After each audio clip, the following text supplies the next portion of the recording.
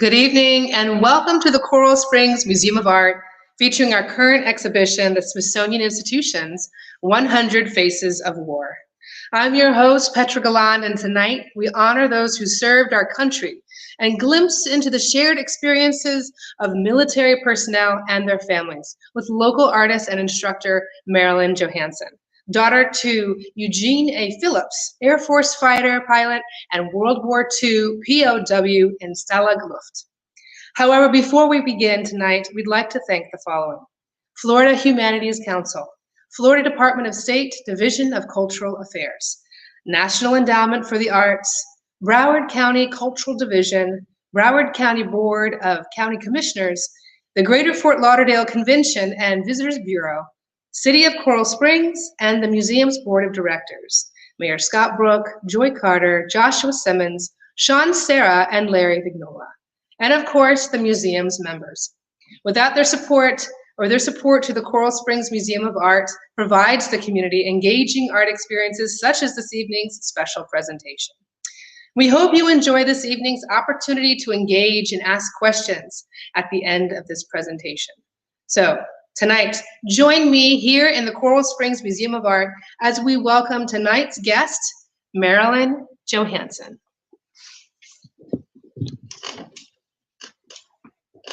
Good evening, everyone. And I'd like to thank the Coral Springs Museum of Art for this opportunity to share my family's story and to educate you about some of the things that take place with military families and the military. So my name is Marilyn Johansen. I'm a local artist and art instructor, but I also grew up as an Air Force, what they call a brat.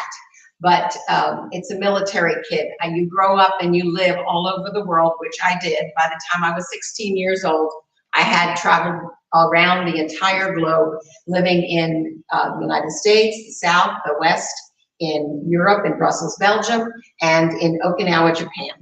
My father was in 4 wars, and I'm going to talk today about the first war that he was in as a young man, and talk to you a little bit about the art that I have here. So let's go to the art right now. This is my father as a 22-year-old that grew up on a farm in Ohio, the oldest of 6 children, and the war broke out just as he graduated from high school, and he signed up to the Army Air Corps, and he became a P-38 pilot. This is a book on the aircraft that were in World War II, and the P-38 was called the Fork-Toothed Devil. So this is a picture. Can't seem to find it in here quickly enough. But anyway, some of you may know the planes.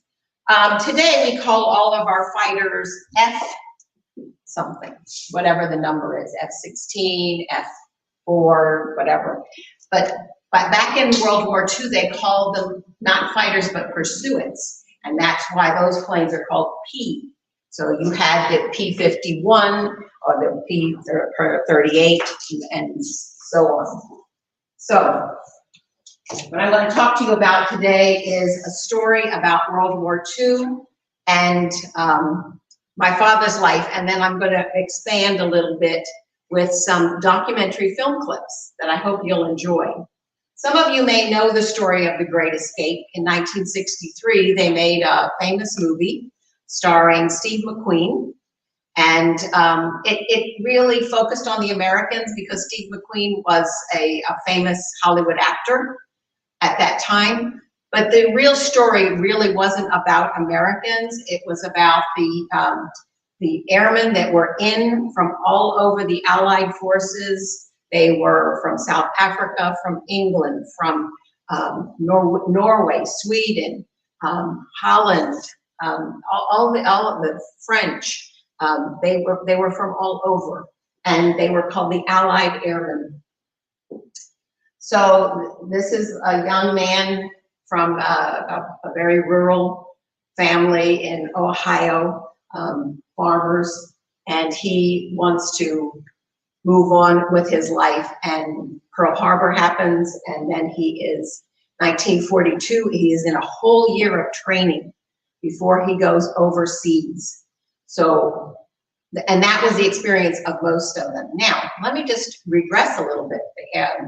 The Army Air Corps knew they were going to need a lot of pilots, and pilots were officers. And in order to be an officer, you had to be a college graduate.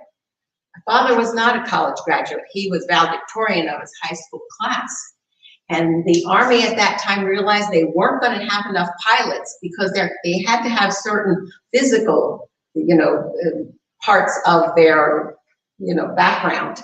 And my father wasn't a tall man. He was 5'7".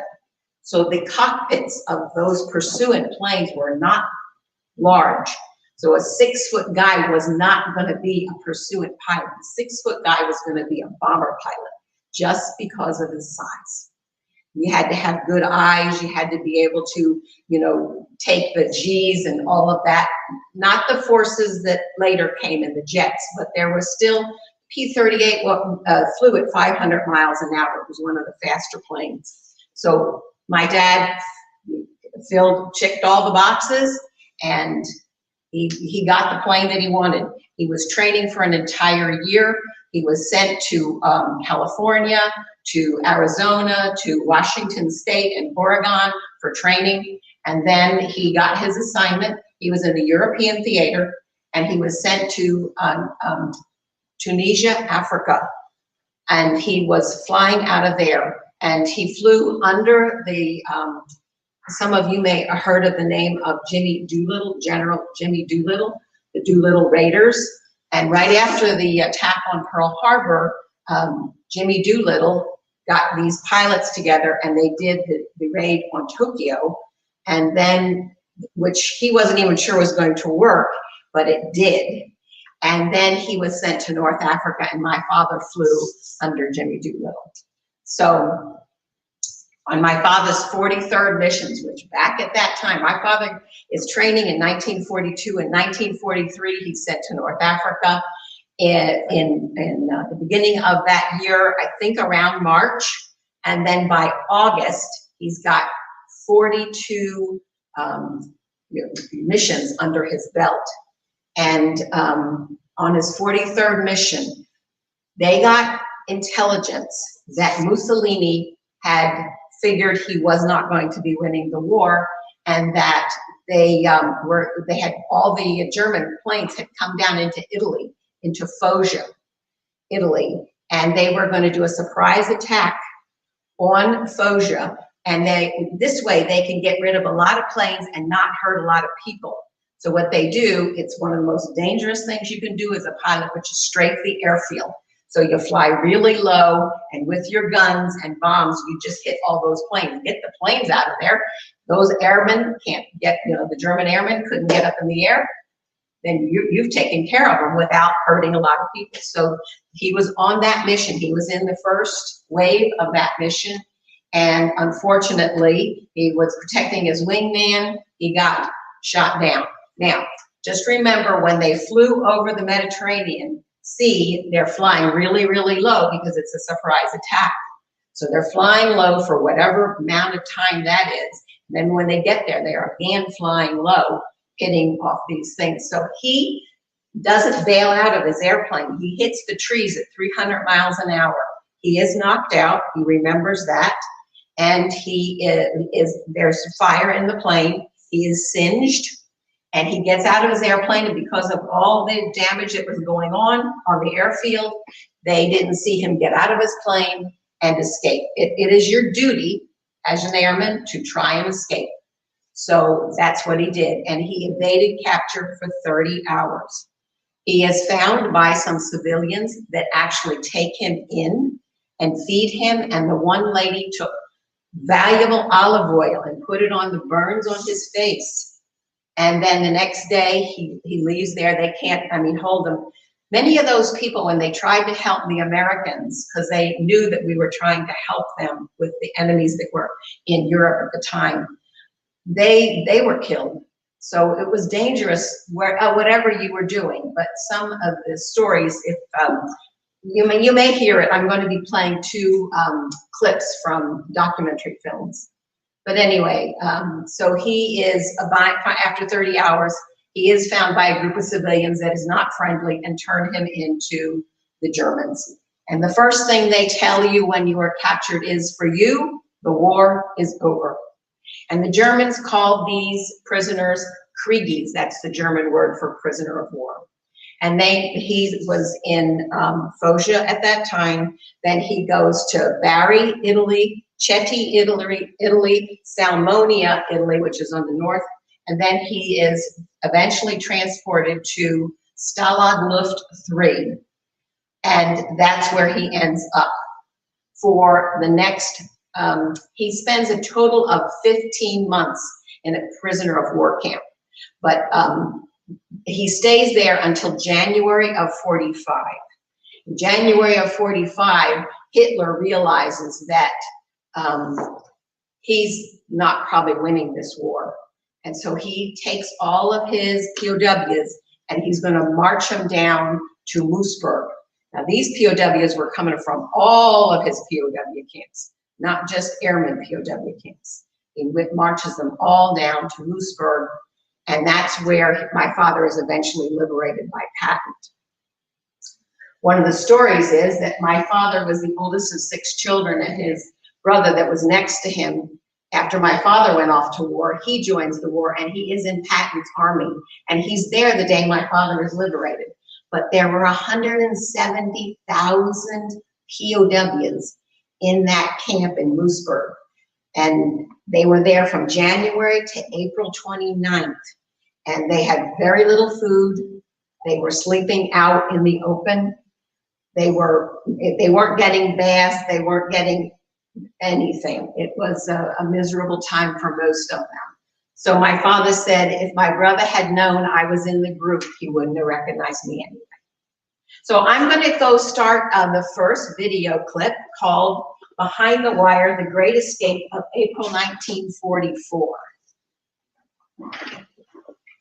12 o'clock and 1 o'clock, virtually no one got out. Eventually the air raid ended and the lights went back on, and the escape could continue. By 2 a.m., only 38 prisoners had made it through the tunnel. Number 39 was Jimmy James. I thought it was a very exciting moment, escaping this enormous tunnel, which about 600 had worked on for a year. I was pulled up to the exit and looked up 30 feet up here, and the stars were up above. But with all the delays, progress was much slower than anticipated. Fewer than a dozen men per hour were making it through the tunnel. A man rides the rail trolley. At 5 a.m., after a mix-up with a rope signal, the 77th man emerging from the tunnel was spotted by a guard. Ken Reese, who was next in line to escape, heard it all from the bottom of the exit shaft. I heard the shot and realized straight away what had happened. So I backed up very quickly. By this time, the trolleys were forgotten as it went. So we were left with just a case of crawling back. At the time, it sounds silly, I suppose. Now I was afraid that perhaps the German would come down the tunnel and shoot up the tunnel. And I didn't feel I wanted another bullets at that end. Ken Reese was the last man to make it back. The last man in Tunnel Harry. Back in the hut, the men were frantically hiding the evidence. The guards were on their way, and no one wanted to be caught with fake passes and other contraband. We started a number of bonfires, and in the hut there were small bonfires going on, with chaps burning up maps and diagrams and money and documents. It was only a matter of 2 or 3 minutes, but by the time the Germans got in, a lot of it was charred and brown. I have never seen men so annoyed. They were absolutely livid. It was quite obvious that it was a big escape, and the Germans discovered to their horror that 76 people had disappeared, and then all hell was let loose. Everyone caught was put in solitary confinement, including Ken Reese. We were bitterly disappointed after all the work. Foolishly enough, we thought, this is our chance to get home.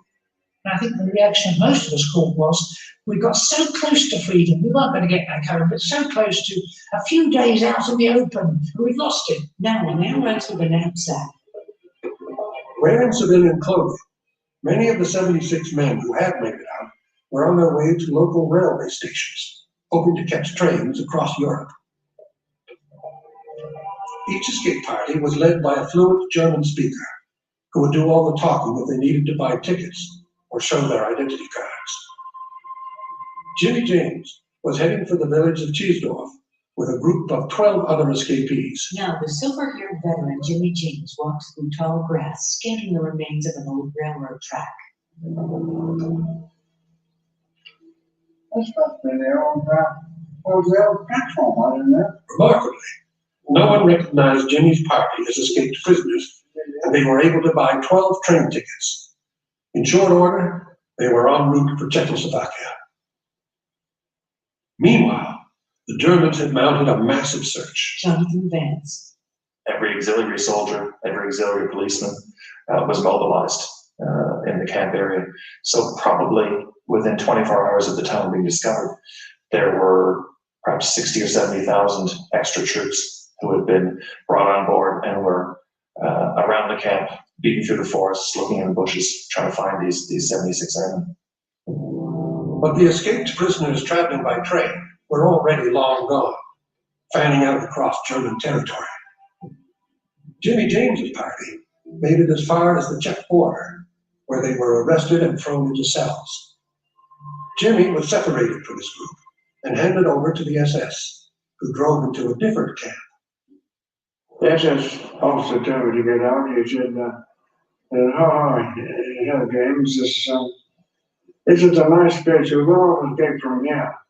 And I came face to face with our senior British officer on the escape. And I said, hello, so where are we in Cambridge? He said, no, he said, this is Sachsenhausen concentration camp. The only way out of here is up the chimney. Against incredible odds, Jimmy managed to tumble out of the concentration camp. He was recaptured after 14 days on the run and remained a prisoner until the end of the war. Just 3 of the great escapers reached freedom. Norwegians Per Bergson and Jan Muller stowed away on a freighter to Sweden, while Dutchman Bob Vanderstock traveled by train and foot to Gibraltar. Everyone else was rounded up by the Germans within 2 weeks. They assumed they'd be reunited with their friends back at Stalag Group 3, since the Geneva Convention forbids harming escaped prisoners. But a terrible war crime was about to be committed. It was several days before we found out about casualties. Davy Jones. We didn't realize that 10 people had been killed. Then we started to find out. Alan Bryant. We got the news because the Gestapo men came across and said that so many of the prisoners who escaped from Salzburg Free had been recaptured.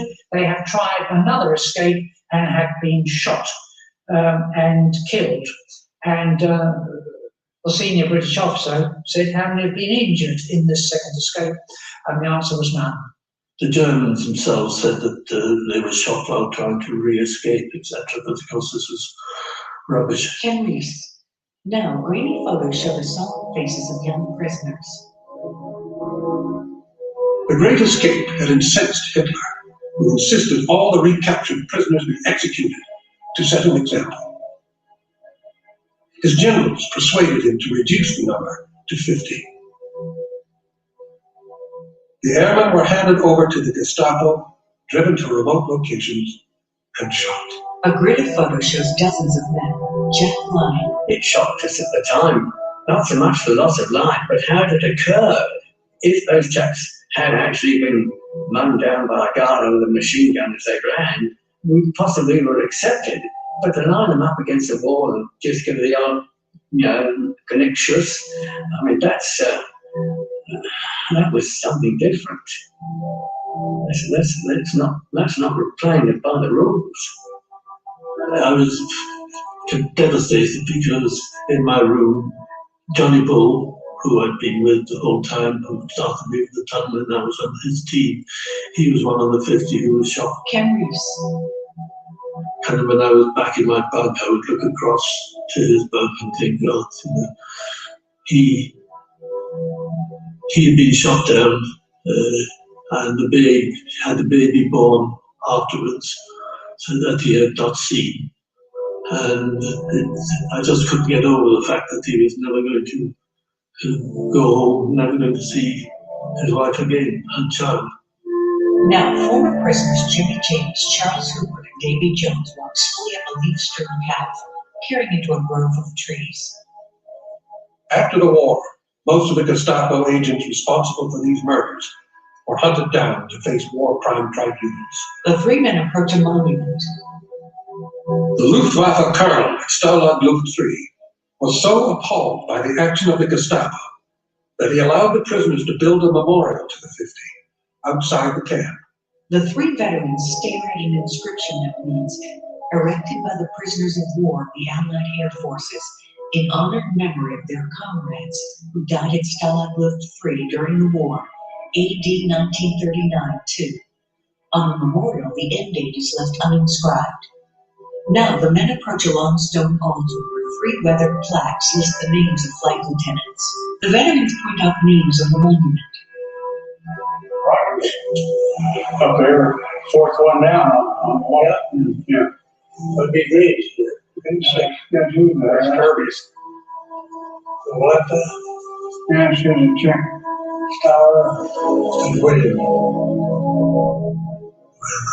Outraged. And of course, saddened. Something we knew quite well out of my roommate. Davy Jones turns away from the monument while the others continue to study it, their brows pinched. Coming back and actually looking at it, you look at those names and think of them all. You think, well, why isn't my name up there as well? It's just not an unfortunate war. Simple etched crosses accompany the names, and leafy green trees frame the stone memorial. Later, the men amble through a sun-streaked forest. From the memorial, the veterans returned to get one final look at the tunnel. At the site, two men crouch near the entrance. Even with a support frame, it has become too dangerous to dig on any further. The archaeologists decide to call off the excavation and refill the hole. Battlefield archaeologist Peter Doyle. You've got to treat these things with respect. These things can collapse any time, crush the timbers, and collapse on the men, and it can be incredibly difficult to get anybody to dig in somewhere up. Tunnels are scary things when you do them in sand. They can be really scary. I was scared out here working in the open with the sky over me. And for them to do that with 30 feet of sand above them, you come away with a lot of respect for those guys. Larry Babbitts. Now the backhoe transfers sand back into the hole. For archaeologists and veterans alike, this dig has reminded everyone of the incredible achievement of the Great Escape. Charles Hooper. I never thought in my lifetime I'd ever get to see something like this. Davy Jones shakes his head. Until yesterday, I didn't believe it until I saw it. 60 years after the most famous escape in history, the remains of the last tunnel will be buried forever. If it could be, I didn't. Okay, we're going to stop here for a minute, and I'm going to catch you up so that we can go into the next documentary film. I have some books here. So during the time that these men were in the prisoner of war camp, because of Geneva Convention rules, they were officers and they were not allowed to work. My father said that rule should be changed because it was worse to be idle than to have had some sort of work. So my father gets back and he is sent to Atlantic City, and he meets my mother, and down the road, eventually one of the guys that was in the camp with my dad published this book in 1948. It is no longer in print, but in this book, there is great history of what happened in that camp. The main architect of the Great Escape was a gentleman by the name of Roger Bushel. And in fact, you saw on that documentary film a point where they said you see Bushel, the fourth one down. And he was an English barrister from South Africa. And he was a little older than the rest of the men. He was 32 during the time he was, or part of the time he was in the camp. Some of the men were in the camp from 1939 to 1945. My father was there from 43 on to 45.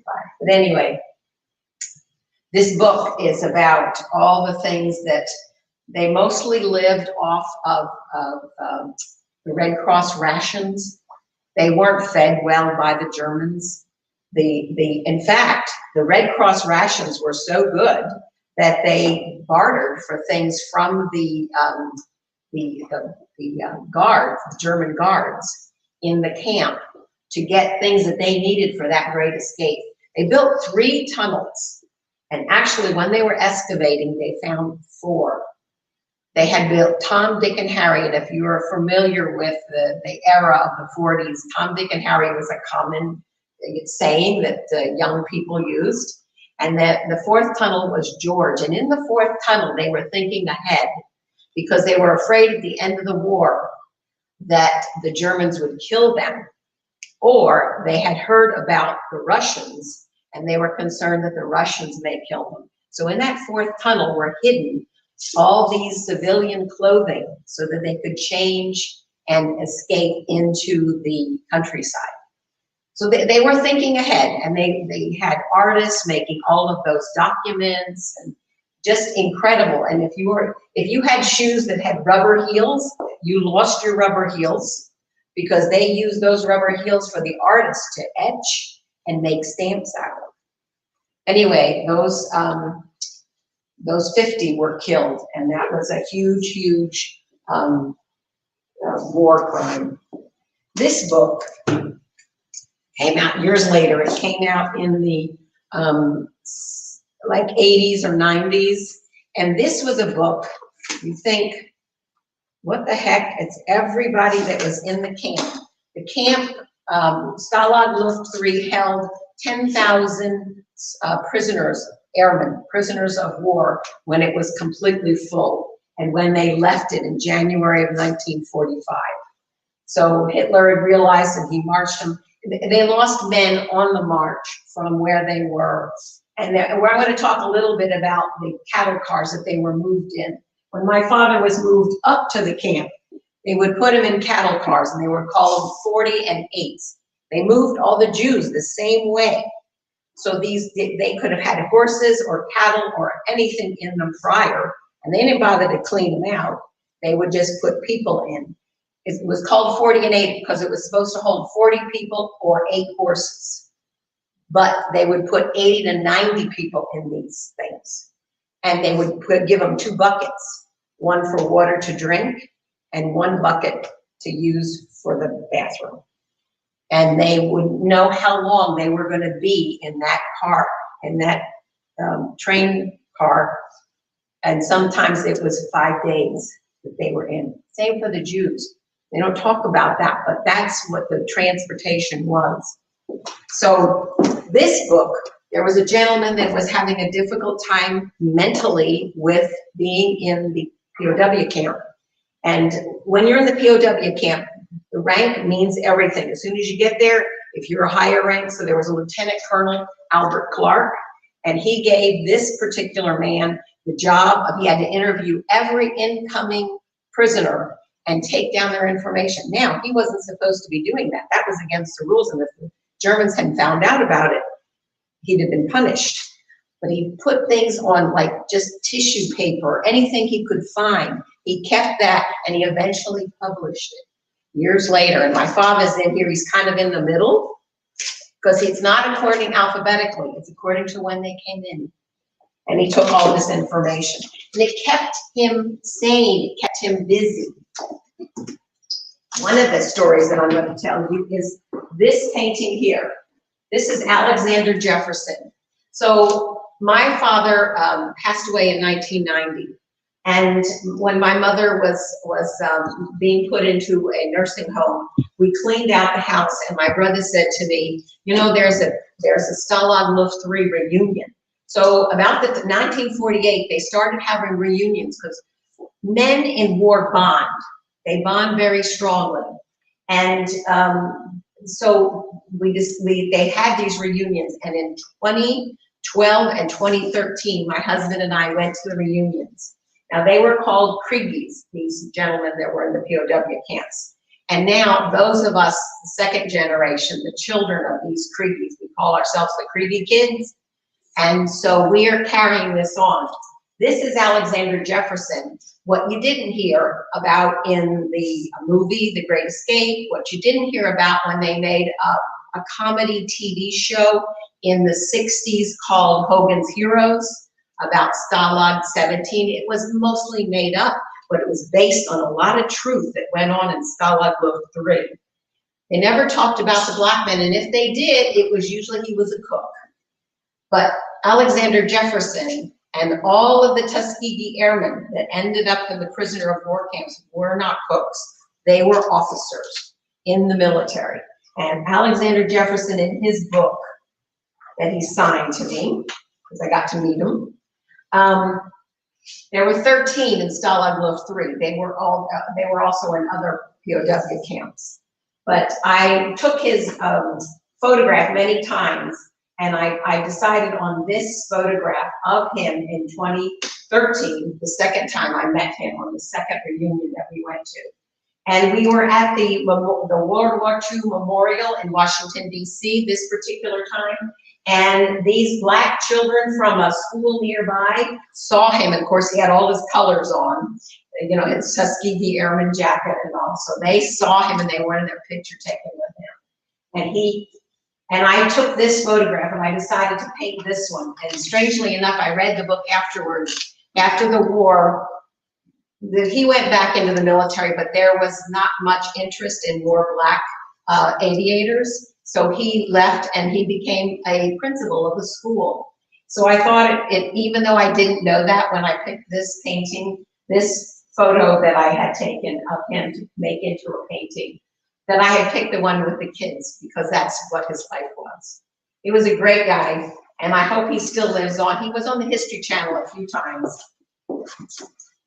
So I'm going to talk about another story. While I was at the Stalag Luft 3 reunions, the first reunion that we went to in 2012, there was another Kriegie kid, actually the grandson of a Kriegie kid, who was a documentary filmmaker, Mark Dorsey.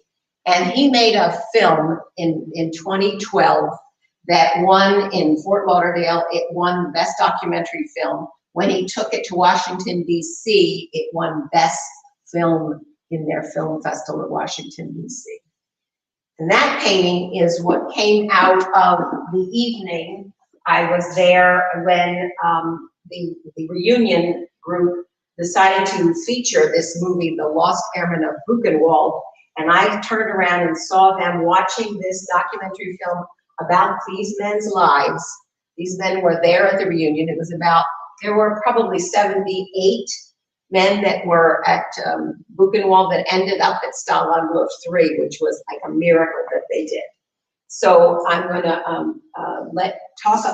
talk a little bit about their story because I can't show you the whole documentary film. It's 2 hours. So these men are airmen, and they're shot down in all different stories of how they ended up. And when I say airmen, these are not all Americans. They're Canadians. They're English. They're allied POWs. They're shot down. So they escape, and they end up being protected by the French resistance. And while they were protected by the French resistance, they were walking around. They didn't have to really know, they could go to the movies, they could do things as long as they didn't have to speak a lot of French, which they couldn't. They had free range but there was a spy in the French resistance, and he turned them in. And when he turned them in, they ended up in Friends prison in France. And I think it's close to Paris. But anyway, they ended up in the prison, which was not a very nice place to be. And they were there as prisoners of war. They thought they would be transferred to a POW camp, but something happened along the way, and they ended up being classified as terrorists. So they were put onto one of those train cars, the 40 and 8, just like I had told you about before, and they were sent to Buchenwald concentration camp. Now, a lot of stories didn't come out after the war about men that were sent there, but these were just a part of them. And the documentary that I'm going to show you, there were many more, especially Jewish servicemen who ended up at concentration camps and not at POW camps. These guys were saved. I was able to be with them in 2012 and 2013. There were some great stories from that trip as well, and we'll talk about that in the next. And if you want to play the second documentary. Snowing for days. At night, the temperature was down around 0, and it was below freezing during the day. And we marched out, it was 10 degrees Fahrenheit. We just got really bad again, 2 or 3 o'clock in the morning, and told us that we were shifting and to take what we could carry. Because it was snowing, everyone got to make sledge. They took us through the warehouse area where the Red Cross parcels were stored, and we could take as many of the Red Cross parcels as we thought we could handle. Of course, everybody took more than they could handle. We had a little extra clothes, a little extra food that we had saved up, and put it on the sled.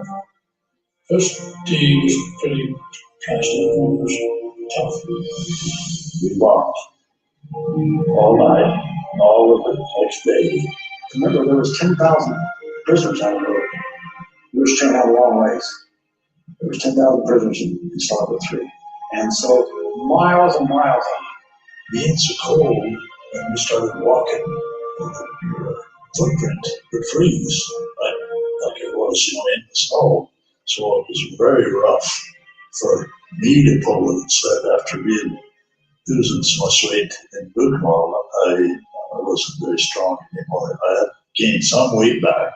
We were no longer expected to try to escape, and that really we were put on a survival mode because of the stage of the war that wasn't worth risking our lives. First night, we stopped at an abandoned theater. Some of us got to sleep in there. Then we started walking again the next day, and we walked all day. I collapsed about half mountain, our destination that day. I felt happy, really, and then everything went blank. I just figured the good Lord was going to take me home. My 2 roommates picked me up and carried me for about a quarter mile. If they hadn't done it, probably froze to death. And I remember being put in a bed. They told me that I was out for 26 hours.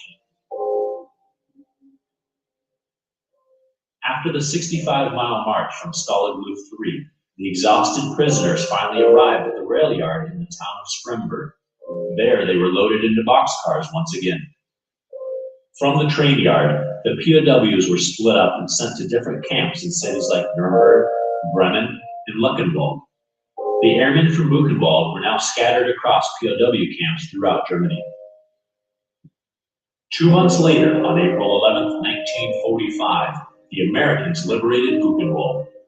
Many of the SS officers fled hours before liberation, and the prisoners stormed guard towers and executed many of the remaining guards and capos.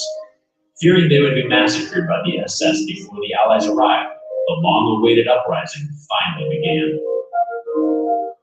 When General Eisenhower learned about the conditions in Buchenwald, he brought journalists into the camp so the world would know the truth, and American officers forced over 1,500 Weimar citizens to hike 5 miles up the hill to the camp to witness the horrors in person. There are many smiling faces in the according to observers. At first, the Germans acted as though this was something being staged for their battle. Other evidences of horror, brutality, and human indecency are shown, and these people are compelled to see what their own government had perpetrated.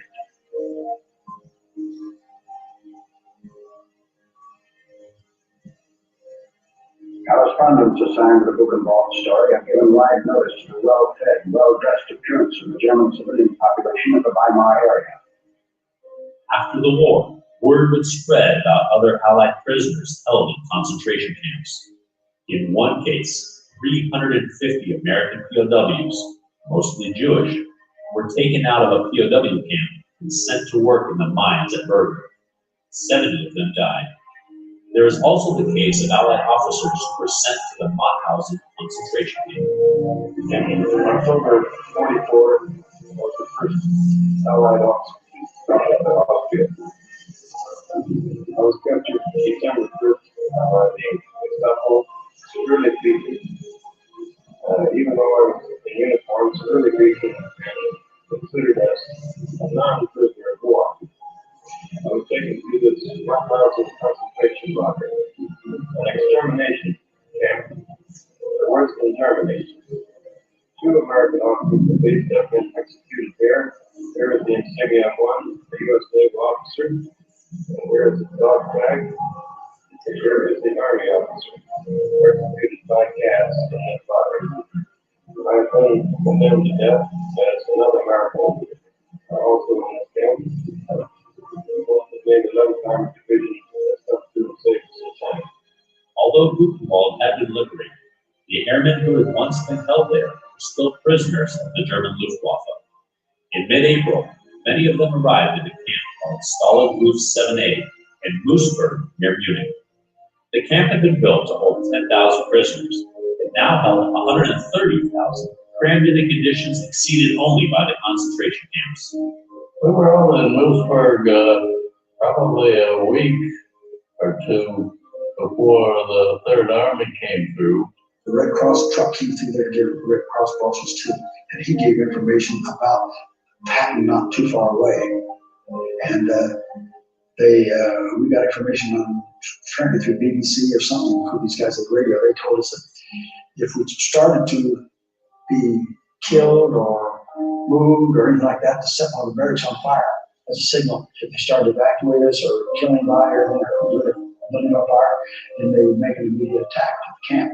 The German commandant decided that he was going to leave, and he took all his guards away and turned the camp over to the prisoners.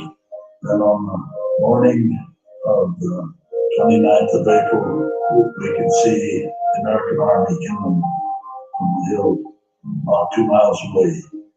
We noticed at night there's a lot of shelling going on. I think the 155 or something was shelling going on. We looked up in the morning at the town of Moosburg there, and all the tiles were just falling off the roof, they just slid off the roof. There was a lot of gunfire coming from this church steeple, which we could see from where we were, and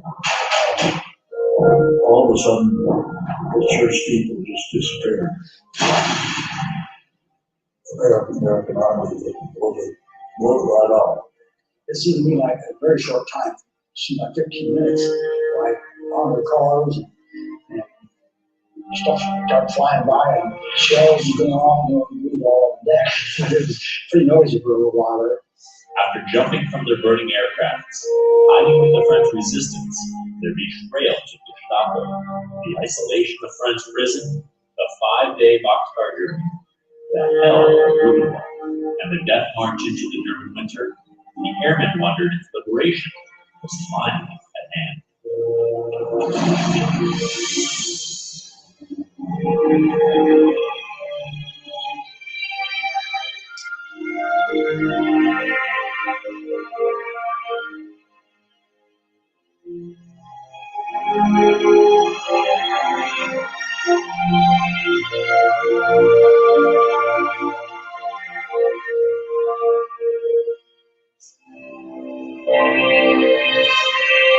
They took down the German flag and raised American anthem.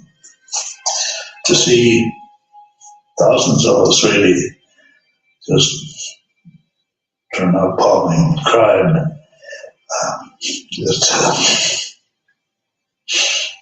About 5 minutes later, I don't think it was over that much. Here came Patton riding in his Jeep with his chrome plated helmets, 6 shoes in his head. surprised us because he was so close behind the dang front lines there. You know, we're a free nation that can do just about whatever we want. And having all that taken away and then given back to you just was such a happy occasion. One by one, each of the former Buchenwald Airmen made their way home as they were liberated from other camps in Lubeck and Buchenwald. For most of them, it was time to restart lives that had been put on hold by the war. Dearest mother, arrived in the States safe and sound. Will be home in about 10 days. Happy birthday. Love, your son Joe. The joy of returning home would be tempered by a new challenge. When I was getting my, applied for my discharge, the lieutenant that was questioning me asked what service was and what I did and what happened. I had told him I had been chopped down and was put in a concentration camp. And he says, no, you weren't. And I said, sorry, but I was put in Buchenwald concentration camp. He said, no Americans were there. And so you say so, but I was there. The first thing they would say to you, are you Jewish? No. Have you got a number on your arm? No. And you were in the Air Force? Yeah. Well, you weren't in a concentration camp. You were in a war camp.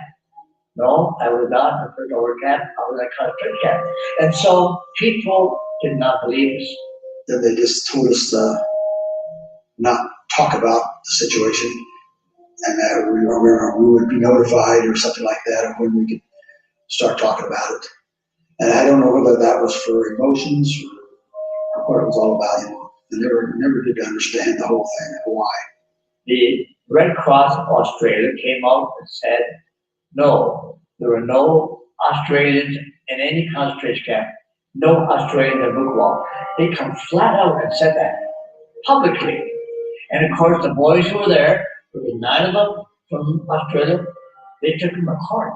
The FBI came by and talked to me about what had happened over there, particularly the Buchenwald bit.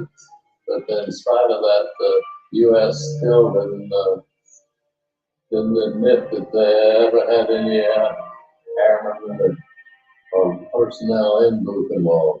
I think it was the people who were at that stage of kind of negotiate peace and one another. The idea was that they were negotiating certain things and concessions of the Germans to admit certain things, and they weren't supposed to stir up to say, we know that there were Allied forces in concentration camps and stuff like that. I don't know. I heard these as rumors. 2 months after I got back, my uncle asked me to speak to the Lions Club, and I said, okay, I did. And on the way out, 4 gentlemen were walking ahead of me, and one of them I heard say that he didn't believe a word I said. And I don't know, it just hit me, and they aren't going to believe what I say, or I won't say anything. So that's what happened for almost 40 years. And so for many, many, many months, which turned into years, we didn't talk about our experience at all to anybody. We kept to our hearts. The only ones who kind of had faith in us was our immediate family. Some members of the group also had a score to settle back in Europe. I was in contact with the French, and they hadn't captured the guy that turned me in at that time. So I took the first opportunity to get back to Europe, so maybe I could help in finding him. Easy Freeman returned to Paris as a counterintelligence officer. The Americans and French were searching for Jacques de Soubry, the infiltrator in Paris who had betrayed as many as 1,500 people to the Nazis. many of whom were never seen again. Was in contact with the people in Berlin who were going through all the German party records and other records there. The Germans had very good records. I think that's where the French got the lead and led them to his capture and arrest in Denmark. But he was imprisoned in France, which I went by every day on the way to the base. The last thing he said, I guess, when they finally convicted him was, I he shot him. I tell people that I'm so satisfied that I survived. Well, that's really not what's wrong with education. I think it made me a better man. Every day's a good day. I kind of live by that philosophy. I think it's a plus. Every day you live is a plus, you know. You're on the green side of the grass, vertical. Well, of course, it taught me, first thing is to appreciate food. And it taught me to appreciate my freedom. I mean, freedom is so valuable, and you don't appreciate it till it's almost taken away from you. Some of the guys hate. I know some of the guys that I'm with. They hate the Germans. I don't hate the Germans. The German people are caught up in the same thing. I hate some of the people and the things they did, but I just don't hate. I can't bring that on myself to do that. It taught me tolerance. Nothing in my whole life since then can be as bad as looking wrong. Always being a believer. I would say when I was on the firing squad, I said, I'm going. The German guys have got a long road ahead. I'm happy where I'm going. So. It's all done. I passed my bridge. In Buchenwald, I tell myself that if I'm never really hungry, if I'm never really cold, if I'm never really scared to death, I'll not complain. And I've lived with that.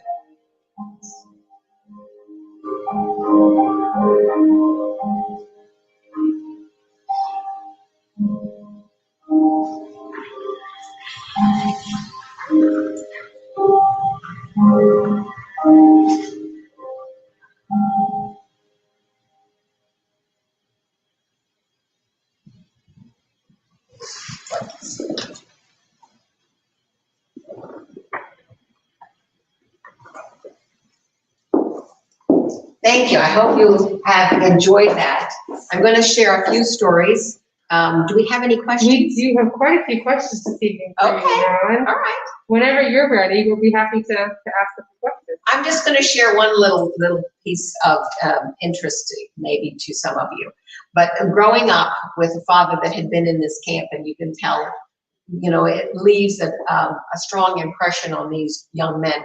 My father today is buried next to one of the people that he was in the POW camp with in the National Cemetery in Bay Pines in St. Petersburg. My father used to sit quietly on certain days, and all the rest of us would be celebrating the holidays that we celebrated. We celebrate birthdays or anniversaries. But my father had his own, and on August 25th each year, he was very somber. That was the day he was shot down. And when you're a pilot and you're shot down and you still live, that's a day to celebrate. He also celebrated April 29th because that's the day they were liberated. And I'll take your question. Yes. We have quite a few viewers on Facebook and YouTube. And one of our viewers has asked, Nancy Hutchin asked, there's 40, in the beginning of your conversation, you said that you probably went through 43 flights. And that's quite a huge number of flights. Yes. It's a very dangerous mission to take on, isn't it? Yes. He was a very talented pilot. And he was in a time when the 15th Air Force was coming across. It was the turning point of the war. So he was really, had he survived that day, had he gotten home, he was going to get the Distinguished Air Medal, but he didn't make it home that day. So the men that did make it home from that attack, but yes, that was quite an accomplishment. The 80 pilots that he came over with had either been captured or were killed. He was the last one. Nobody even wanted to sleep with him. He had to sleep with the pastor because it was like bad juju or something, whatever the pilots would say. Anything else? Thank you. Yes. Also, what advice would you give to someone who would be interested in starting their own family history of their own grandparents or parents? How did you get started? I actually got started by attending the first reunion, and there are reunions out there, depending on what your loved one was involved with. And if you contact it, and now it's so easy for you can just Google, but you need their information if they were with what regiment or whatever group they were with. You may be able to even find photos that give you that information, and then Google. Some of these things are still having reunions. If not, the Smithsonian has this beautiful, but not only that, the Library of Congress has done vocal histories, for verbal histories, and then some written histories by these World War II people prior to them passing away. And now that's all that's left is mostly, there's still many World War II people that are still alive, but now it's being passed on through the children and grandchildren. I hope that answers. Yes, absolutely. I think that gives people a good starting point to get going on researching this for themselves. Can you explain, another question was Stalag Luft 3, was it only a POW camp or was it also a concentration camp? Okay, Stalag Luft 3 was a prisoner of war camp, POW. Buchenwald was a concentration camp. But during the war, what people didn't understand was sometimes the Germans did things they were not supposed to do, which was put airmen and other prisoners in concentration camps. So they were separate, but sometimes they didn't follow the rules. So the lost airmen of Buchenwald did eventually end up in Stalag Luft 3, just in time to get there, get a little weight on them so they could do that long march in January in the cold snow. Interesting. And one of our final questions from our online viewers was they really appreciated the talk that you provided us this evening, but they also wanted to know that, you have these amazing paintings behind you. What is the medium that you use? And also, who's your artistic influence? So I was raised in a military family. I started school in Brussels, Belgium when my father had an embassy assignment. And I started watching the Belgian painters paint on plein air. I love watercolor. By the time I was in high school, I was selling and competing in watercolor competitions. I did have a lot of natural abilities, and I love doing it. Being a kid that moves around a lot, you don't have friends for a very long period of time, so you doodle and you do other things that keep you busy. So this was, my way. I have a series of almost 15 now of family members, and then because of stories like Alexander Jefferson and others, if I had the whole series here, I have started to add those stories. I also have more paintings of my life and the people that I encountered and the stories of history that influenced their lives. So people that in Europe that lived through World War II, people when we lived in Okinawa, people in China that had escaped Chiang Kai-shek. And the final online question, actually, there was one more, is what's the name of the Nova documentary that you were showing about? The first one? Both of them, actually, that would be wonderful. Okay, Behind the Wire and The Lost Airmen of Buchenwald. Behind the Wire and The Lost Airmen of Buchenwald. And you can probably, go on YouTube to find these. The full Lost Airmen of Buchenwald is a 2-hour documentary. The Behind the Wire is a little shorter. You can find a lot of clips about Stalag Luft 3. There are many more. That's wonderful. Thank you so much, Marilyn. Thank you. We've had a wonderful time having you explain to us your family history along with others during a very strident time in our history here in the United States. And I just want to thank all our viewers on Facebook and YouTube Live this evening. In addition to our audience here at the Coral Springs Museum of Art, we hope our viewers and audience will join us on November 12th at 6 p.m. when John Bowen presents An Artist Goes to War. The 100 Faces of War exhibit is open here at the Coral Springs Museum of Art until December 30th. Please, if you'd like to join us, we'd love to have you come in. Just be sure to register on our website at coralspringsmuseum.org. And don't forget, if you like, subscribe, and follow us on Facebook, Instagram, and YouTube. So again, we want to thank all of our viewers, our amazing audience here, and also Marilyn Johansen. Thank you so much for joining us this evening, and thank you. Good night.